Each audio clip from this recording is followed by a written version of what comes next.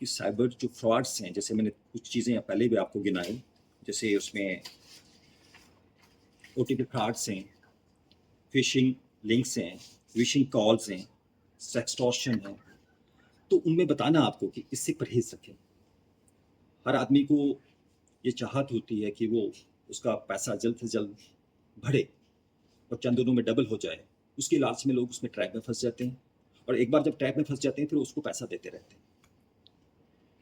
सो मैं लोगों को भी आपके माध्यम से अपील करता हूँ कि जब भी किसी छोटी बिगनिंग में फ्रॉड में फंसी, वो अपनी कंप्लेंट हम तक पहुँचाएँ। और उसके अलावा भी हम काफ़ी सारे कॉलेजेस में, स्कूल्स में और जो भी हमारा थाने दिवस होता है या पब्लिक मीटिंग्स रहती है, वहाँ पे भी ये बताया जाता है कि आप इन चीज़ों से परहेज़ करें और इस जाल में ना फंसें। पर्पज़ था कि हमारे यहाँ पे एक साइबर सेल रियासी है जो काफ़ी अर्से से यहाँ पे काम कर रहा है, बट उसकी कारकर्दगी लोगों तक नहीं पहुँचती है।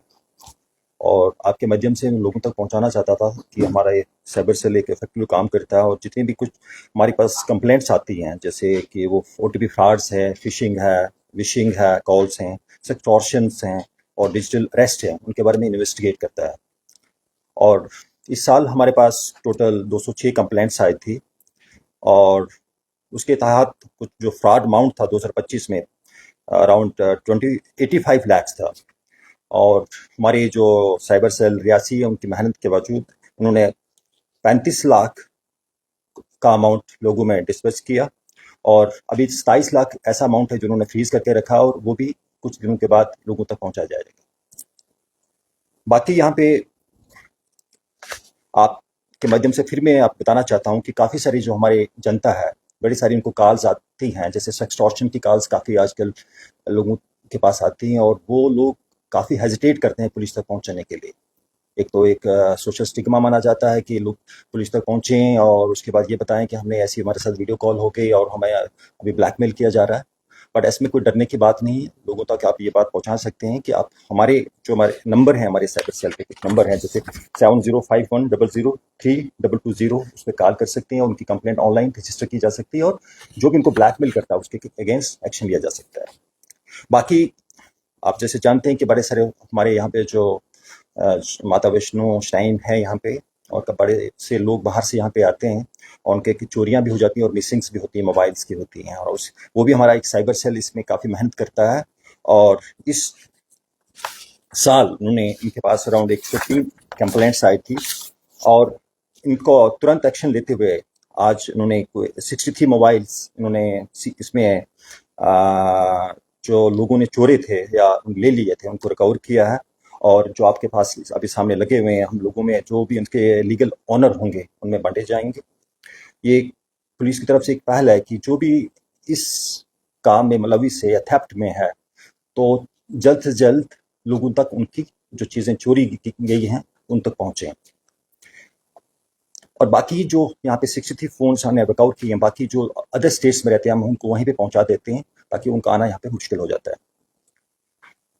बाकी हमारा यहाँ पे एक नेशनल साइबर हेल्पलाइन 1930 है, उस पर भी आप लोगों को सूचित कर सकते हैं कि इस पर भी वो कॉल कर सकते हैं और कोई भी साइबर रिलेटेड उनकी कंप्लेंट हो वो यहाँ पे रजिस्टर कर सकते हैं। बाकी आपके माध्यम से एक और मैं लोगों तक ये जानकारी पहुंचाना चाहता हूं कि हमने यहाँ पे पिछले दिनों माननीय हमारे एलजी साहब के हुक्म पे एक टेररिज्म विक्टिम स्पेशल सेल यहाँ पे बनाया हुआ है, डिस्ट्रिक्ट रियासी में बनाया गया है। उसका एक मेन ऑब्जेक्टिव यही था कि जो हमारे लोग हैं जो टेररिज्म से पीड़ित रहे हैं, आतंकवाद से पीड़ित रहे हैं, उनके परिवार हैं, ताकि वो उनके साथ हम कांटेक्ट कर सकें। और हमने इसके लिए एक नंबर भी, एक स्पेशली नंबर भी यहाँ पे उसको डेजिग्नेट किया गया है और जिसका नंबर है 9103996071। इस नंबर पे जो भी आतंकवाद से पीड़ित है इस नंबर पर कॉल कर सकता है, अपनी शिकायत वहाँ पे दर्ज करा सकता है और उनकी जो भी कन्वर्सेशन रिलेटेड हो, एसआर रिलेटेड, उनका एम्प्लॉयमेंट का कोई इशू हो, वो हम तक पहुंचा सकते हैं। हम सिविल एडमिनिस्ट्रेशन से उस मसले को उजागर करेंगे, हाईलाइट करेंगे ताकि उनका जो भी ग्रीवेंस है उसको एड्रेस किया जाए। सर, ये मोबाइल जो रिकवर किया गया मैक्सिमम माता वैष्णो देवी के दरबार में जो श्रद्धालु हैं उनसे उनका चोरी हुए थे। ये मैक्सिमम उनके लोग ज़्यादा वहीं के लोगों के रहते हैं जो मिसिंग रह जाते हैं, कभी कभी उनका जो सामान कहीं पे रखते हैं वहाँ पे रह जाता है और वहाँ से मिसप्लेस हो जाता है। बाकी ऐसा नहीं है कि उन्हीं के हैं, बाकी लोगों के भी हैं, बट ज़्यादा तौर पे उन लोगों के हैं। सर, जिस तरह से देश तरीके के साथ लगातार तेजी से आगे बढ़ रहा है, उसी साथ तेजी से लोग इसमें फ्रॉड में फंस रहे हैं। तो क्या पुलिस के लिए कितनी बड़ी चुनौती है कि जब भी फ्रॉड फंसता है, अक्सर पुलिस का नाम लेके, जिसका नाम लेके, या फिर सीबीआई का नाम लेके, सीआईडी का नाम लेके लोगों को इसमें फ्रॉड किया जाता है। तो पुलिस के लिए कितनी बड़ी चुनौती है? सबसे पहले तो इसका मकसद भी यही था कि हमने और आपने लोगों को अवेयर करना है कि साइबर जो फ्रॉड्स हैं, जैसे मैंने कुछ चीज़ें पहले भी आपको गिनाई, जैसे उसमें ओटीपी फ्रॉड्स हैं, फिशिंग लिंक्स हैं, विशिंग कॉल्स हैं, सेक्सटॉर्शन है। तो उनमें बताना आपको कि इससे परहेज रखें। हर आदमी को ये चाहत होती है कि वो उसका पैसा जल्द से जल्द बढ़े और चंद दिनों में डबल हो जाए। उसके लालच में लोग उसमें ट्रैप में फंस जाते हैं, और एक बार जब ट्रैप में फंस जाते हैं फिर उसको पैसा देते रहते हैं। सो मैं लोगों को भी आपके माध्यम से अपील करता हूं कि जब भी किसी छोटी बिगनिंग में फ्रॉड में फंसी, वो अपनी कंप्लेंट हम तक पहुंचाएं।